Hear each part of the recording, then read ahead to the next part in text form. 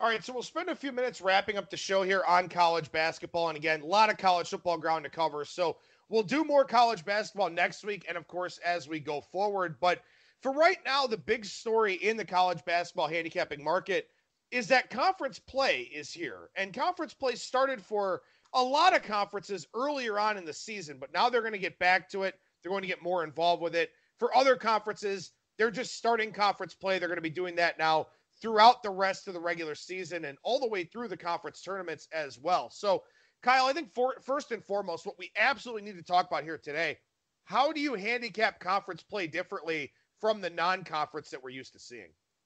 Well, first of all, the under is usually done pretty well early on in conference action. So I think that while the over has done better lately because the number has just been adjusted so far down, I think that you'll find some people wanting to bet some unders as conference action starts. These teams know each other better.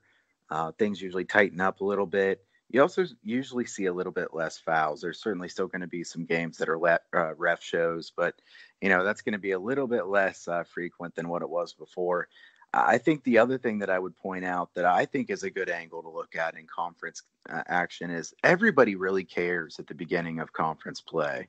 In college basketball, one of the strongest angles you can take when you're looking at sides is go with the team that has a really poor ATS record against a team with a really good ATS record in conference action.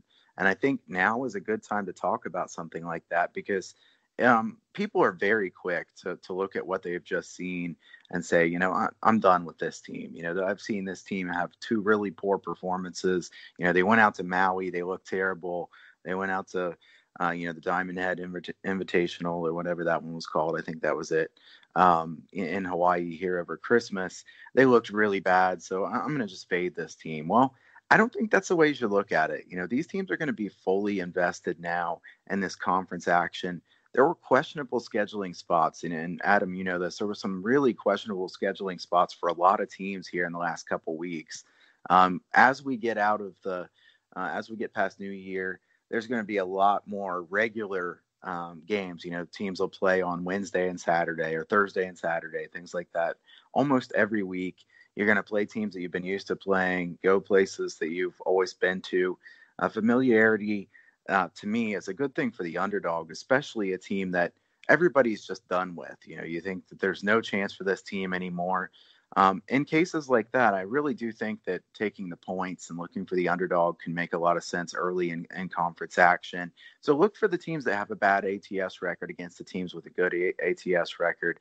I also think it's really important to point out that, by conference, there are better scheduling spots and tougher scheduling spots. We'll talk about it a lot this year, but Conference USA is going to have a lot of bad scheduling spots. They just I've put together a very strange schedule. Pac-12 always has some interesting ones. You have other conferences where everybody's real tight together, like the MAC, something like that, where it's harder to find tough scheduling spots to try to fade a team. But some of the other ones where everything's spread out, this is something we've talked about in previous years, but I think it's important enough that we should mention it again that, by conference, there's going to be a reason that we talk about some of these conferences more than others. So, early in conference action, I would try to look and see, which of these teams have been traveling a long ways away.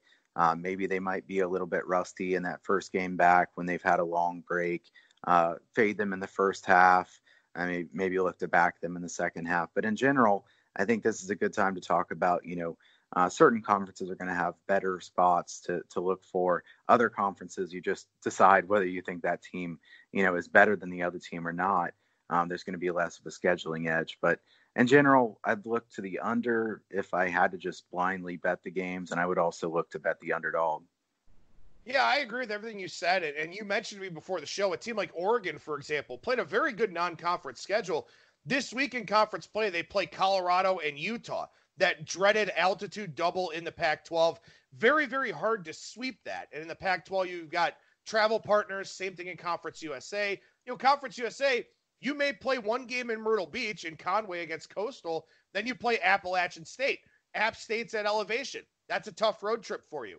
In Conference USA, you go west. You play UTSA and UTEP. If UTEP is the second game, El Paso's in elevation. So there are some little scheduling spots there where you might play Thursday, Thursday in San Antonio, Saturday in El Paso. That El Paso game, maybe at 2:00 in the afternoon, very quick turnaround for you to go and play an Elevation. So there are inside conference spots like that. Still early in the conference portion of the season, a lot of students still on break. So some home court advantages may not be as strong now as they will be in 2 or 3 weeks. And one other thing to take a look at here, and I know this is something that we kind of drove home last week when we talked about some fade and follow teams, and we'll do the same thing here again. Some of these conference opponents have played very good schedules against teams that haven't. For example, I was looking at Duquesne this week. They play St. Louis and Davidson, two teams that have played much better conference schedules. Duquesne's played absolutely nobody, and those games are at home. So that's a really challenging thing for a team like Duquesne. So strength of schedule mismatches, very important early in conference play as well. Yeah, I like that you brought that one up, and I think Duquesne's a perfect example. A team that just pads their stats early in the season, looks like they're really good. I'm disappointed I didn't fade them in their last couple games. I should have known in these last couple games, at least one of those games, to go against them. I mean, what a terrible performance by them against Marshall. So hopefully we haven't lost value too much from fading Duquesne, but they've certainly not looked good in their last couple games. I do want to go back to the Oregon one real quick.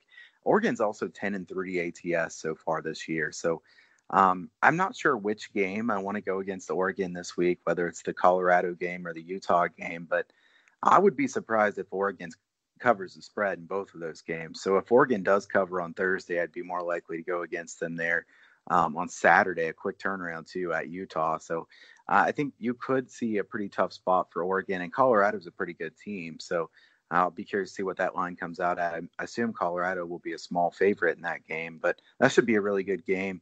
I think the strength of the schedule thing is a really important one as well, because who has been testing themselves and who hasn't? We're going to find out those teams that, are 10-2 or something like that, but they have played absolutely no one. They're going to put quite a few losses on the board here coming up soon. And the marketplace in general is likely a little bit too high on them. So I'd look for teams that have a strength of schedule that has been really poor, especially those teams who have really good ATS record that have had poor schedules, and try to go against them. All right, so we got one key injury here, a fade team, and two follow teams to finish a very shortened version of handicapping the hardwood here. And again, we'll have plenty of time to talk college basketball beginning next week, and as the football season kind of fades away here. But a big injury in the Missouri Valley Conference that we're going to start with here today. Yeah, Elijah Childs for Bradley. I think he's their most important player. He really came on last year. I think he's the reason that they really put together a nice run late last year. A very versatile player.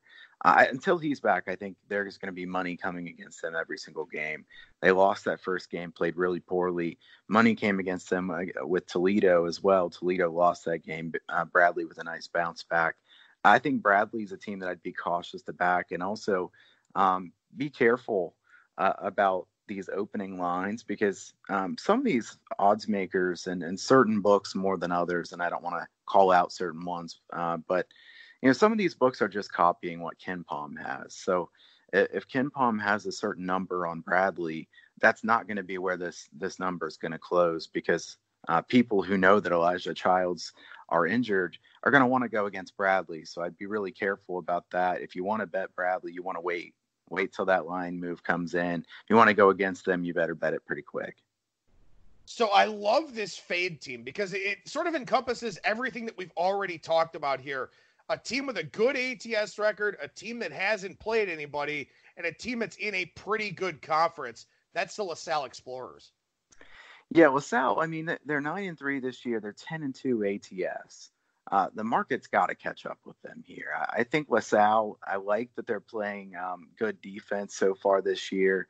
I think they're certainly much better on defense than they are on offense. And this is a team that will likely struggle to score in the A-10, because if you look at their strength of schedule, it's 260th.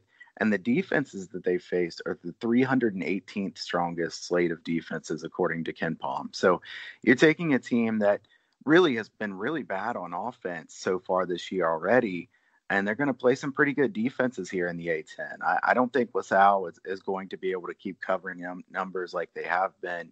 they've played some really weak teams in the last couple weeks, especially. This is a LaSalle team to me that is middle of the road team at best. So I think that going against them coming up here soon could make a lot of sense. Dayton has some injuries, so I would check the injury board for Dayton before I load them up against LaSalle there. Obviously, Dayton will be a favorite in that game, but some of these other games LaSalle is going to play coming up where they're going to be going on the road against a team like UMass, maybe even Fordham. I mean, Fordham is just a really weak team, but I think down the road, longer term, then they play Rhode Island on the road at Richmond, even George Mason at home. These are games that I think there could be value going against LaSalle, because I think LaSalle, when you get to 10-2 ATS and you're in a fairly big name conference, obviously this is not, a Power 5 conference, but you've got the Atlantic 10 is going to get plenty of publicity. There's some pretty good teams in this conference. So LaSalle is going to be facing good competition down the road. Dayton's a really good team. VCU and Davidson are solid. Richmond, St. Louis, pretty good too. I think fading LaSalle will make you some money. I think so too. When you look at the 3 true road games that LaSalle has played, Penn, Villanova, and Drexel, those are all teams located in Philadelphia. So it's not like they've gone anywhere for true road games. They did play some neutral site games in a tournament, but now that they're in conference play going to play true road games, they're actually leaving the state. And if you've already got a bad offensive team and you're going to an unfamiliar shooting venue, going on long travel, something like that, LaSalle definitely looks like a premium fade candidate here over the next little while.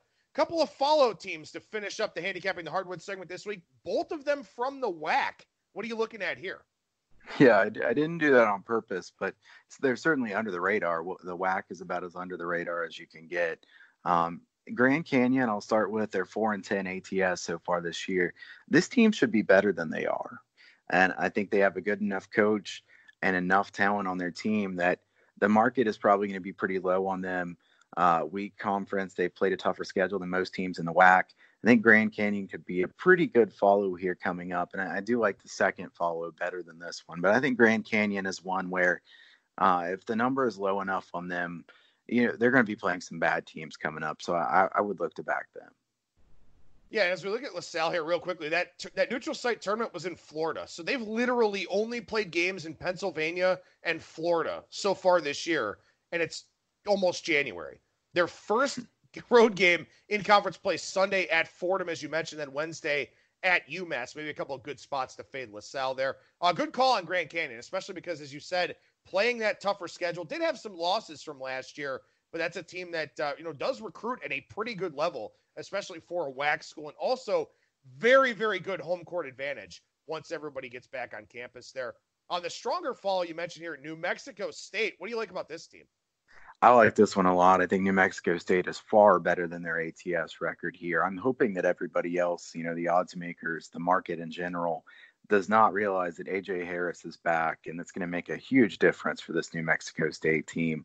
A.J. Harris is the guy that makes this offense run. I'm a big buyer of this team. Chris Jans has proven himself as a very good coach. They have easily the best talent in the WAC. I don't think it's even close. Them being 5-9-1 ATS makes them a really good back. I wish they hadn't just beat Mississippi State.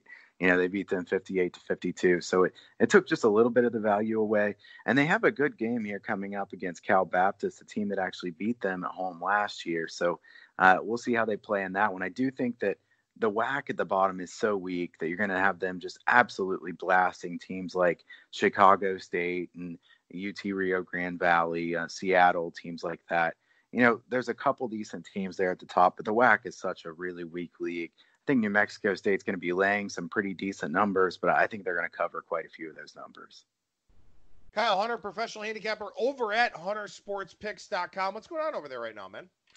Yeah, I've got the free pick newsletter on a nice run on those free pick newsletters. I believe it's 91 and 59. Had a teaser yesterday on the Chiefs and the Ravens, so that one did cash in. Sign up for that free picks newsletter if you haven't already, and also check out the stuff over at bettersportspicks.com in the free area as well. I won't really do much of a sales pitch here today. Just look for that free information, and then also Happy New Year to everybody. And I appreciate all the listeners. I know that, I have quite a few people reach out to me who listen here on Bang the Book Radio. Some really solid people and guys who are very appreciative of the information that we've shared on these segments. So just wanted to say thank you to everybody and Happy New Year. Happy New Year to you as well, brother. Big things hopefully coming our way in 2020. Kyle Hunter, again, professional handicapper over at huntersportspicks.com and bettersportspicks.com, at Kyle Hunter Picks on Twitter. Appreciate your time as always, brother. Thank you so much, man. And we'll talk to you again next year. Thanks, man. Take care.